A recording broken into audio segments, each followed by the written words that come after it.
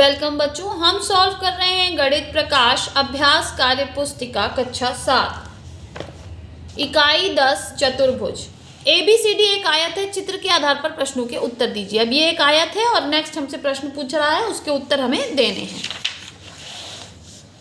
पूछ रहा है चित्र में AB, BC, CD तथा DA की भुजाएं की लंबाई नाप के लिखिए। तो जो हमने नापा तो आपकी देखिए AB की लंबाई आई 5.5 सेंटीमीटर, BC की 2.5 सेंटीमीटर, CD की 5.5 सेंटीमीटर और DA की 2.5 सेंटीमीटर। आप यहाँ पीछे वाले चित्र से नाप के लिख सकते हैं। फिर आयत ABCD में कोण A, B, C तथा D का मान लिखिए। जब आप इसको चांदे से नापेंगे तो ये चारों ही कोण 90 डिग्री के आएंगे। फिर कह रहा है समांतर भुजाओं का युग्म लिखिए। तो AB के सामने CD, तो AB समांतर CD और BC समांतर DA।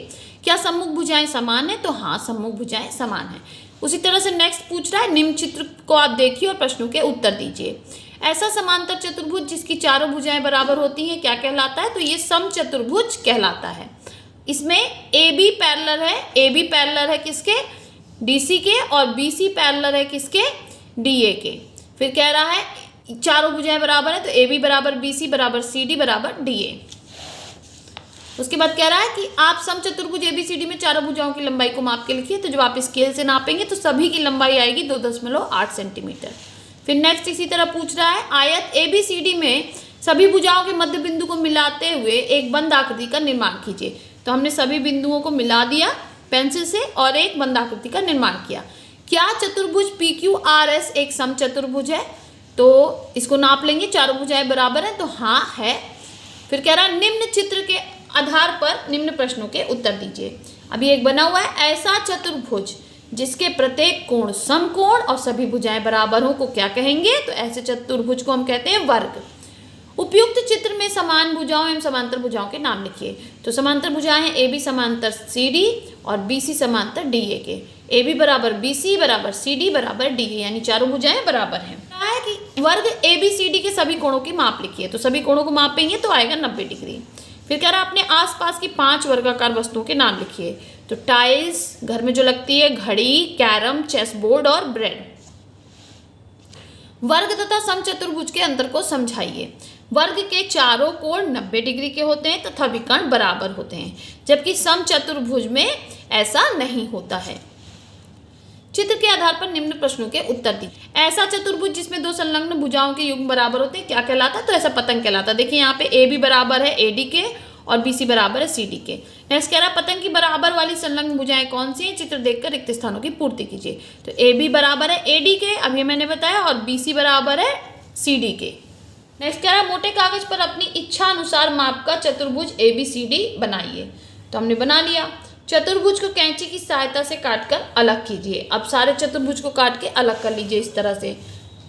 चतुर्भुज के 4 टुकड़े इस प्रकार कीजिए कि चारों टुकड़ों में एक एक कोण आ जाए। अब सबका एक एक कोण आ जाए। अब आपको क्या करना है, काटे गए कागज के चारों टुकड़ों को इस प्रकार रखिए। तो आप जब इस प्रकार रखेंगे तो आप देखेंगे कि कोण A, कोण B, कोण C और कोण D बराबर है 360 डिग्री के। ये वीडियो बच्चों मेरे चैनल पर है, आप वहाँ जाके देख सकते हैं। चतुर्भुज के चारों अंतः कोणों का योग कितना है? अब देखिए जब एक सर्किल बन गया तो कितना हो जाएगा? 360 डिग्री। कह रहा है चतुर्भुज ABCD में यदि अब कोणों के मान दिए हैं फिर उसका योग दिया है, तो 60 डिग्री, 80 डिग्री, 120 डिग्री, 100 डिग्री, तो सबको जोड़ेंगे तो 360 डिग्री। यहाँ पे हमें 70 डिग्री, 150 डिग्री ये नहीं दिया होता, 100 डिग्री और 360।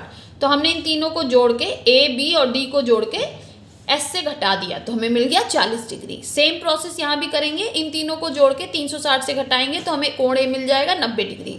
इन तीनों को जोड़ के 360 से घटाएंगे तो हमें मिल जाएगा 60 डिग्री। नेक्स्ट कह रहा है ABCD में यदि A 70 है, देखिए कोण B 60 है, कोण C 75 है, तो D का मान ज्ञात करिए। तो इन तीनों को जोड़ के हम 360 डिग्री से घटा देंगे तो हो जाएगा 360 माइनस 205 डिग्री, आंसर आ जाएगा 155 डिग्री। तो ये हो जाएगा 155 डिग्री। समांतर चतुर्भुज के सम्मुख कोण होते हैं क्या होते हैं? बराबर, यानी समान। तो ऑप्शन C को टिक करेंगे। समांतर चतुर्भुज का एक कोण 50 डिग्री है। शेष कोणों के मान चित्र में अंकित कीजिए। तो अब एक 50 है तो सामने वाला इसके बराबर होगा, तो ये भी 50 हो जाएगा। तो 50-50 आपका हो गया 100। तो 360 में से हम 100 घटाएंगे जब, तो आ जाएगा हमारा 260।